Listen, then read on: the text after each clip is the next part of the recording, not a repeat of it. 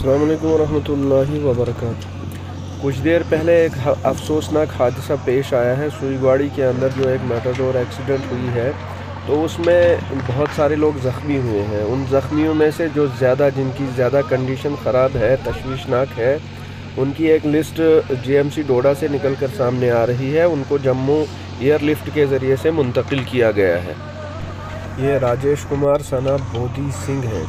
ये रहने वाले परनोद के हैं। और दूसरे हैं रमेश कुमार सनाफ हिमराज। ये रहने वाले भडानू ठाठरी के हैं। मोनिका देवी वाइफ ऑफ बंसीलाल, ये रहने वाली ठाठरी की हैं। संतोषा देवी वाइफ ऑफ स्वामनाथ, ये रहने वाले जो काठी मोहल्ला प्रेमनगर के हैं। इसी के साथ बाबर सनाफ अल्लादिता, ये रहने वाले खलेला के हैं। परवेज़ अहमद सनाफ खुर्शीद अहमद, ये ठाठरी के रहने वाले हैं। पूनम देवी डॉटर ऑफ बलवंत सिंह, ये रहने वाली प्रेमनगर की हैं, जिनको जम्मू मुंतकिल किया गया है।